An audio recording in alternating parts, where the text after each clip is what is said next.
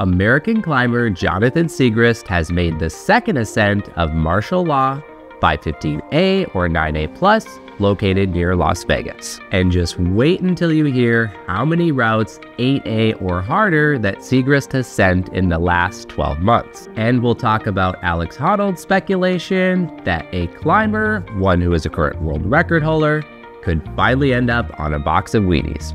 Stick around to see what I mean. My name is August. Welcome to August Climbing.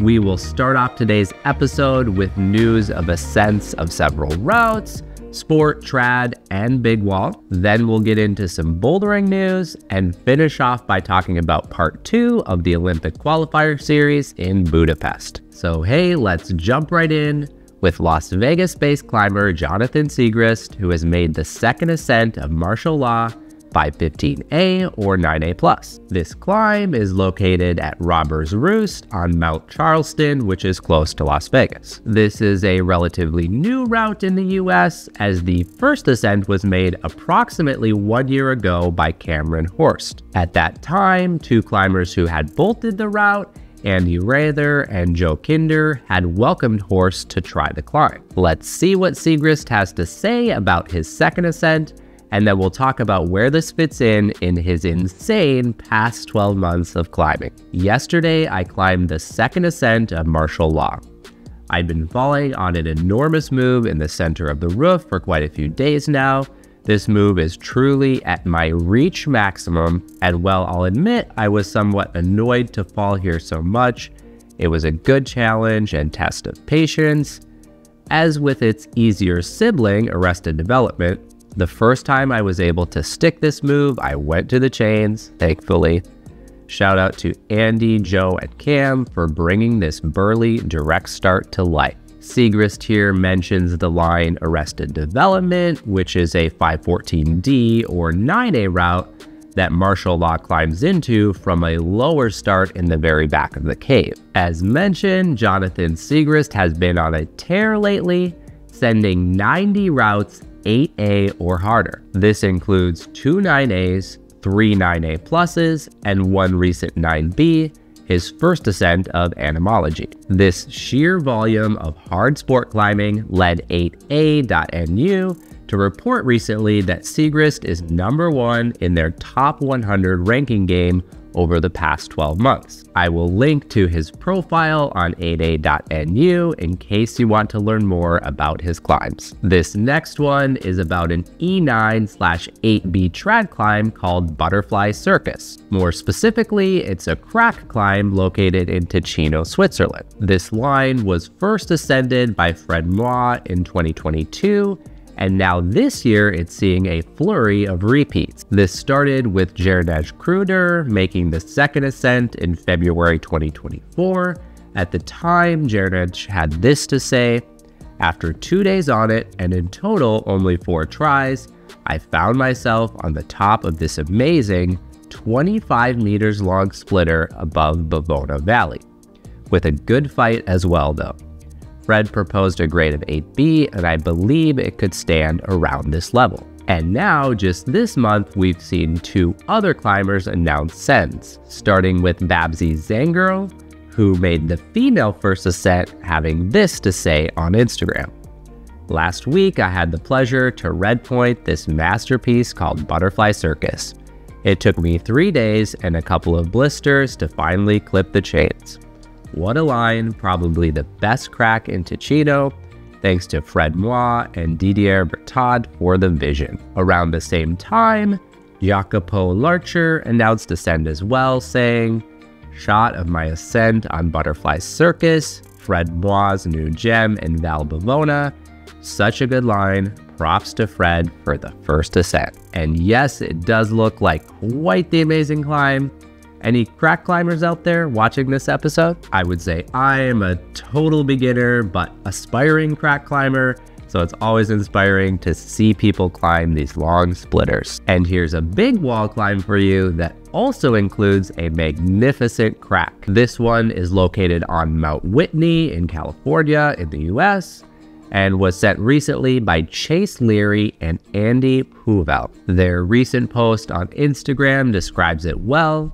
Chase, Swami, Leary, and I, the big hippie, finally sent our grandest project ever up the nearly 2,000-foot face of Keeler Needle, 14,200 feet. Keeler is attached to Mount Whitney, was first climbed by Warren Harding in 1960, and is widely regarded as the proudest spire in the Sierra. Keel Hall 513C-V roughly follows the path of the aid route Australopithecus, established in 1999 by the El Cap pirate Ammon McNeely. Establishing this route required maniacal devotion and relentless effort to clean, prep, rehearse, and scent.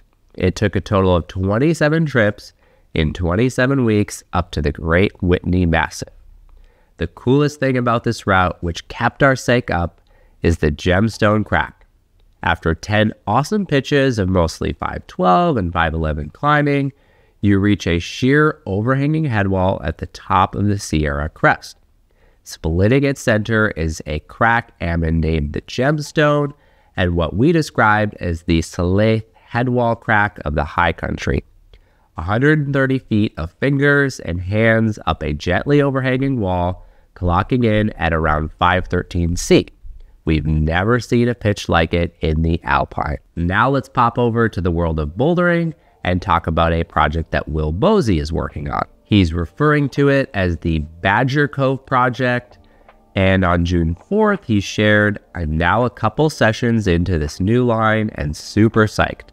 The moves are amazing and really hard, hoping to get the last couple moves done in the next session or two." Will described this boulder problem further in his broadcast channel, saying, "The line is about 16 moves long, starting with a 7-move 8A-ish.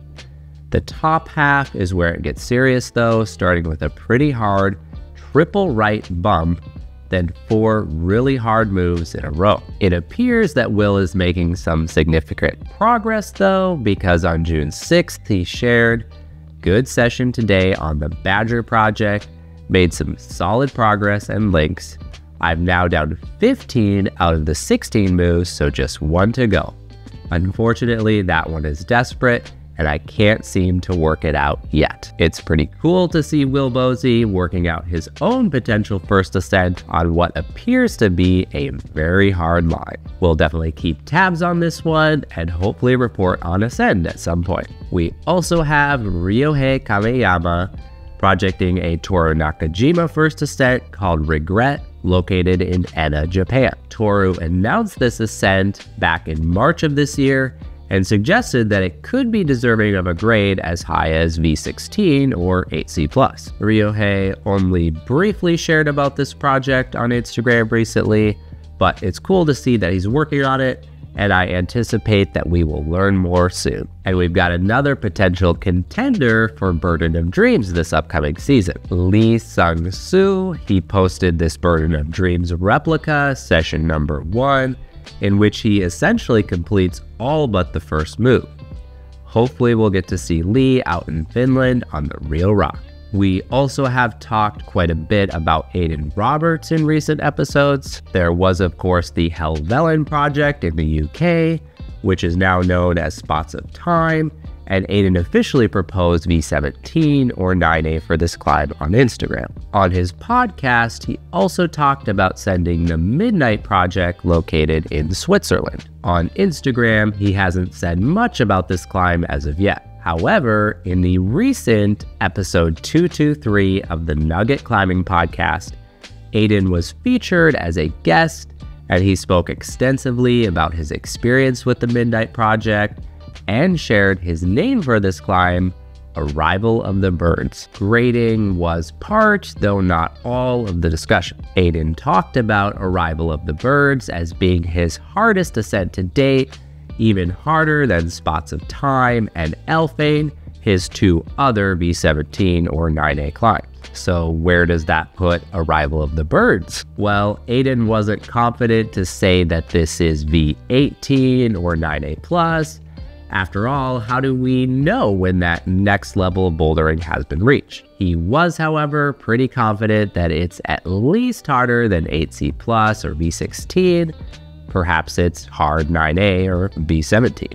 More time will tell. I thoroughly enjoyed listening to that interview with Aidan Roberts.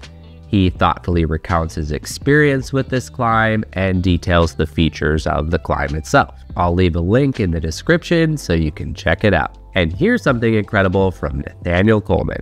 Back in March, Nathaniel posted a photo and some brief text about the Evolve/Inner Peaks project in West Virginia in the US, saying, "This boulder was my main goal for the whole trip, and it was a dream to ascend it and prove that it was indeed possible. Video coming soon." But we didn't know much more than that until a video dropped on the Mellow Climbing channel recently. In the video, we see Coleman making the first ascent of this dynamic climb, now called Old Milwaukee. I will link to the full video, and it's definitely worth watching. Nathaniel is probably one of the most dynamic climbers I've seen on Real Rock, so it's always enjoyable to watch videos of his climb. As for a grade, someone mentioned B14 or 8B plus in the comments. I don't know if that was their armchair opinion or if they had some additional information about the climb. Either way, what a great new boulder problem that's been put up by Nathaniel Coleman. I've got a few more bouldering sends to show you. Tanner Bauer has flashed Quintessential V13 or 8B in the Rocklands in South Africa. He shared, "For over 3 years now, I've been chasing the infamous 8B flash. I've spent a lot of time trying to find the perfect one, but to no avail. I haven't been able to complete any in the first try style. But today was different. Quint just seemed to work out rather smoothly. Completing this goal has marked the end of a long journey for me, and I couldn't be more psyched about it." And this next one is from my friend Maichii. He's one of the amazing climbers that I met during my time at Boulder Box while in Delhi, India. He posted this recently: "One of the sickest moves I have done, 40-degree angle, 15mm half crimp, one-arm lock. Such a beautiful boulder in Rakcham, first try, V13/8B, first ascent by Bernd Zangerl." If you're on Instagram, definitely follow Maichii. There's some awesome bouldering being developed in the Himalaya right now, and some remarkable comp climbers from India as well. Okay, the final bouldering send that we'll talk about today comes from Irmgard Braun, who at age 72 sent a V9 or 7C boulder called La String Alfredo in France. I find her ascent quite inspiring, and I hope you will too.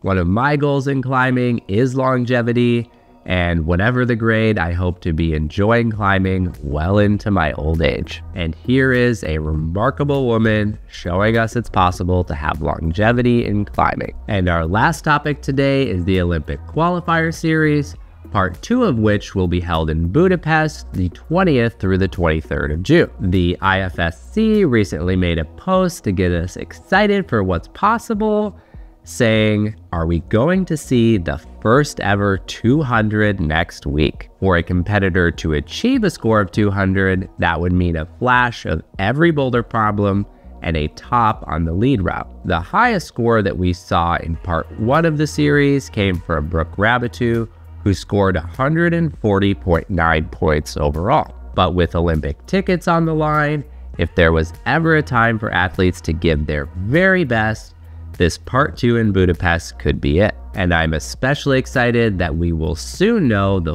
full list of sport climbing athletes who will be participating in the Paris 2024 Olympic Games. The Olympic sport climbing events are set to take place August 5th through the 10th. I will link to this schedule in the description. It has this handy toggle option to see the times of the events in your local time zone. Looks like it's going to be some early mornings here for us in the US. The boulder, lead, and speed walls were unveiled recently too, devoid of holds of course, but it looks like a pretty nice setup. And lastly, as promised, according to Alex Honnold, we could finally see a climber on a Wheaties box for the very first time. In a segment with Matt Groom, Alex talked about how much he loves speed climbing. He described it as the fastest event at the Olympics, and spoke about USA speed climber and current world record holder Sam Watson as the world's fastest Olympian, noting that if Sam Watson wins the whole thing, he could become a national hero and thus end up on a Wheaties box. Hey, I for one would love to see that. That's all I've got for you today. My name is August. Thank you so much for watching.